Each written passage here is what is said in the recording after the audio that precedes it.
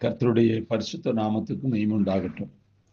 ஆண்டவராகிய இயேசு கிறிஸ்துவின் ஈடு இணையற்ற இன்ப நாமத்தில் உங்கள் யாவரையும் நான் வாழ்த்துகிறேன். கர்த்தருக்குள்ளாக உங்களை ஆசீர்வதிக்கிறேன். கர்த்தர் தாமே ஒவ்வொரு நாளையும் உங்களுக்கு ஆசீர்வாதமாக இனிதாக கர்த்தர் நடத்துவாராக. பிரியமானவர்களே, இந்த நாளிலும் தியானத்திற்காக எடுத்துக்கொண்ட பரிசுத்த வேதாகமத்தினுடைய பகுதி சங்கீத புஸ்தகம் 12வது சங்கீதம் 1வது வசனம். 12வது சங்கீதம் 1வது வசனம்.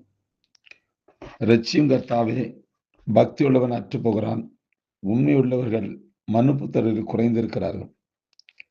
இரட்சியும் கர்த்தாவே, பக்தியுள்ளவன் அற்று போகிறான், உண்மையுள்ளவர்கள் மனுபுத்திரரில் குறைந்திருக்கிறார்கள்.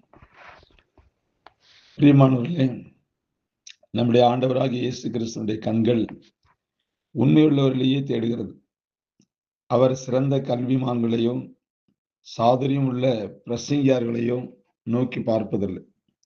உண்மையும் உத்தமமானவர்களையே அவர் ஆவலோடு எதிர்பார்க்கிறார். கொஞ்சத்தில் உண்மையுள்ளவர்களாக இருந்தால் அநேகத்தின் மேல் அதிகாரியாய் வைப்பார்.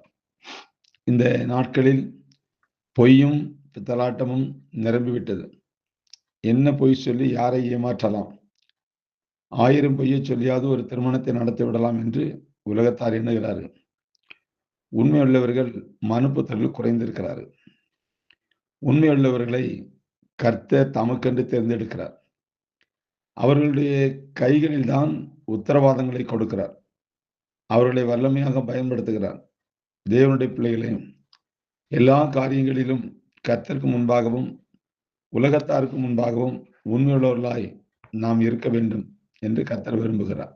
அது மட்டுமல்ல, நம்முடைய பிள்ளைகளுக்கும் அந்த உண்மையையும் உத்தமத்தையும் உத்தரவாதத்தையும் கற்றுக் கொடுக்க வேண்டும் என்று அவர் ஆவலோடு நமக்கு ஆலோசனை சொல்லுகிறார்.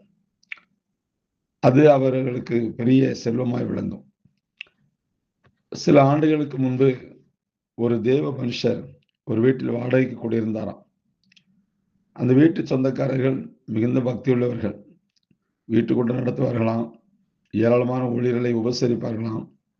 ஒரு நாள் வீட்டு வரி நிர்ணயிக்கிற கார்பரேஷன் இன்ஸ்பெக்டர் வந்தாராம்.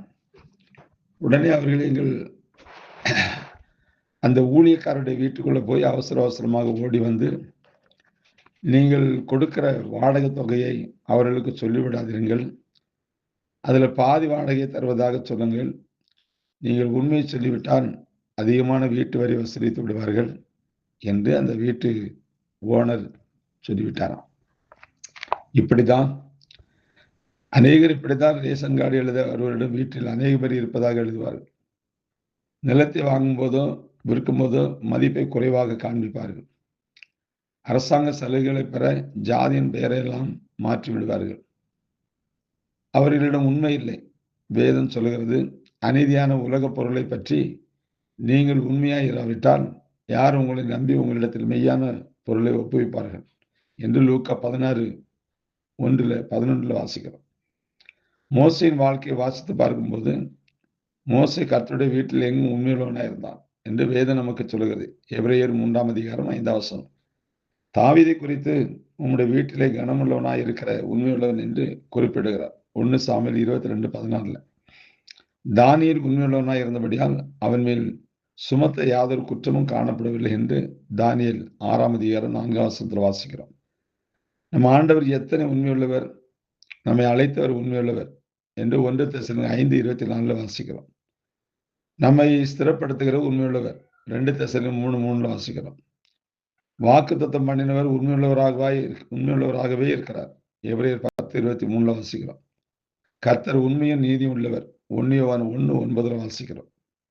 பிரியமானவர்களே, உண்மையுள்ள மனுஷன் பரிபூர்ண ஆசீர்வாதங்களை பெறுவான். ஐஸ்வர்யவானாகருக்கு தீவிரிக்கிறவனோ ஆக்கினிக்கு தப்பான் என்று நீதிமொழியில் 28:20 சொல்லப்பட்டிருக்கு. அதனால நாம் உண்மையுள்ளவர்களாக இருப்போம். உண்மையுள்ள கர்த்தர் ஆசீர்வதிக்கிறார், அவளை தெரிந்து கொண்டிருக்கிறார். எல்லாவற்றிலும் உண்மையுள்ளவர்களாக இருக்கணும். கொஞ்சத்தில் மட்டும் இல்லை, கொஞ்சத்தில் உண்மையுள்ளவன் எல்லாவற்றிலும் உண்மையா இருப்பான், அநேகத்திலும் உண்மையா தான் இருப்பான்.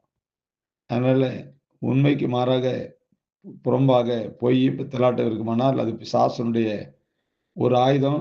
அதை கலைந்து போடுவோம். நாம் ஆசீர்வதிக்கப்பட தடையா இருக்கிற அந்த காரியத்தில் விடுதலை பெறுவோம். கர்த்தர் நிச்சயமாக உங்களை ஆசீர்வதிப்பார். God bless you.